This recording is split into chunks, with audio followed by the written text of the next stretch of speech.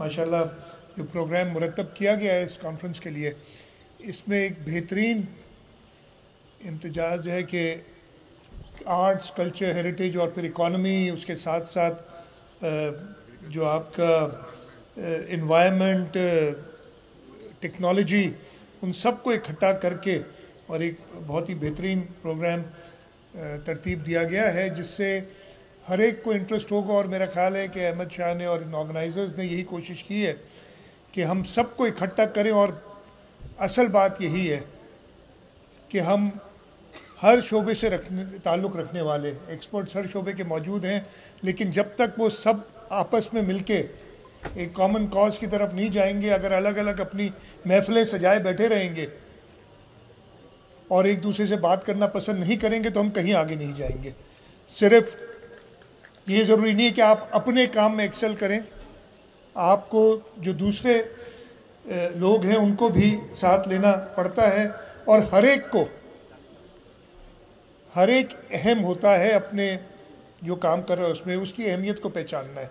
जो है कि आर्ट्स, कल्चर, हेरिटेज और फिर इकॉनमी, उसके साथ साथ जो आपका इन्वायरमेंट, टेक्नोलॉजी, उन सब को इकट्ठा करके और एक बहुत ही बेहतरीन प्रोग्राम तरतीब दिया गया है जिससे हर एक को इंटरेस्ट होगा। और मेरा ख्याल है कि अहमद शाह ने और इन ऑर्गेनाइजर्स ने यही कोशिश की है कि हम सबको इकट्ठा करें। और असल बात यही है कि हम हर शोबे से ताल्लुक़ रखने वाले एक्सपर्ट्स हर शोबे के मौजूद हैं, लेकिन जब तक वो सब आपस में मिलके एक कॉमन कॉज की तरफ नहीं जाएंगे, अगर अलग अलग अपनी महफिलें सजाए बैठे रहेंगे और एक दूसरे से बात करना पसंद नहीं करेंगे, तो हम कहीं आगे नहीं जाएंगे। सिर्फ ये ज़रूरी नहीं है कि आप अपने काम में एक्सेल करें, आपको जो दूसरे लोग हैं उनको भी साथ लेना पड़ता है। और हर एक अहम होता है अपने जो काम कर रहा है उसमें, उसकी अहमियत को पहचानना है। अगर अकेले आप आगे बढ़ते रहेंगे तो आप आगे नहीं बढ़ सकेंगे। एक अफ्रीकन प्रोवर्ब मुझे बड़ा पसंद है और मैं अक्सर जगह पे उसकी बात करता हूँ, और वो बेसिकली अंग्रेज़ी में है कि alone I can go fast but together we can go far. अकेला मैं तेज़ तो चल सकता हूँ, लेकिन हम सब इकट्ठे होंगे तो हम दूर तक जाएंगे इंशाल्लाह ताला। हमारी यही कोशिश होगी हुकूमत सिंध की कि हर शोबे के अंदर जो फैसिलिटेशन देनी है, जो मदद फराहम करनी है, वो हम करते रहें और उस शोबे के लोगों को मौका दें कि वो एक्सेल करें, ताकि हम सब मिल के इकट्ठे आगे बढ़ सकें। मैं ज़्यादा लंबी तकरीर नहीं करूँगा जैसे मैंने कहा, लेकिन यह IBA में है, इधर कुछ दोस्त पहली बार शायद आए हों और उन्होंने देखा होगा, ये एक यूनिवर्सिटी नहीं, यहाँ IBA सक्खर यूनिवर्सिटी डेफिनेटली हमारा सक्खर में, बल्कि मैं कहूँगा शायद सिंध का ज्वेल इन द क्राउन है।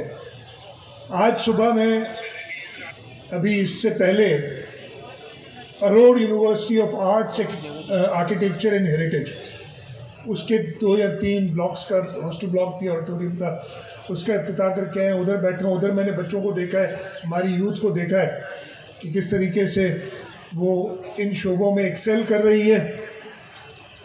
और ये यूनिवर्सिटीज़, और ये मैं मानता हूँ, जब डॉक्टर साहब आपने बात की थी कि हमारी कोताही रह गई है प्राइमरी एजुकेशन की तरफ, लेकिन टर्शरी एजुकेशन में अगेन प्राइमरी एजुकेशन की तरफ भी हम तवज्जो दे रहे हैं कि वो आगे बढ़े।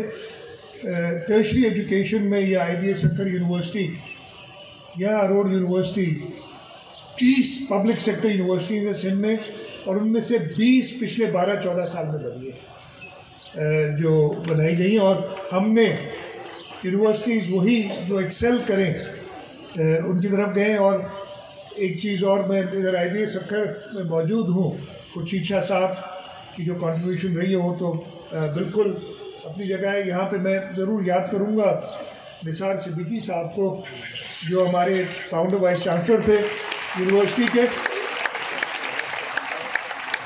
और वो ज़रूर खुश हो रहे होंगे देख के जैसे उनकी यूनिवर्सिटी आगे बढ़ रही है।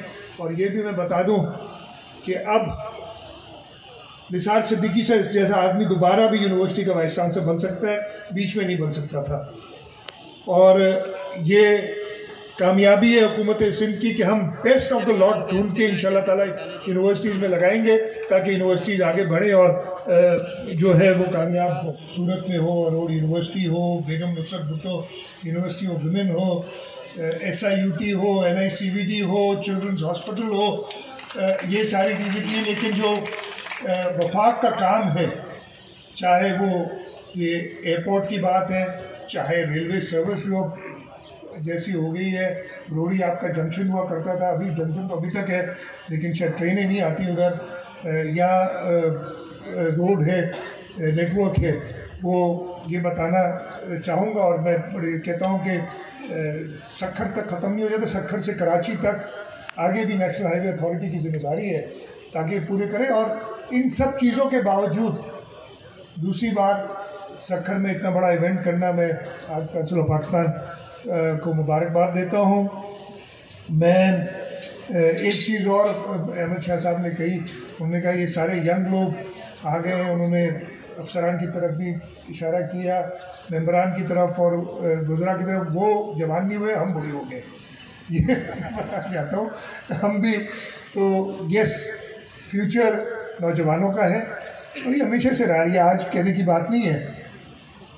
फ्यूचर नौजवानों का रहता है, ये हमारा काम है कि नौजवानों के लिए ऐसा पल छोड़ के जाए जो कि हमारे बड़ों ने किया। हम आजकल ये एक नया रिवाज पड़ गया है कि सबसे पहले ये काम किया, नहीं, हम शहीद जुल्फ़िकार अली भुट्टो, शहीद मोहतरमा बेनज़ीर भुट्टो ने जो काम किया उसको आगे बढ़ा रहे हैं।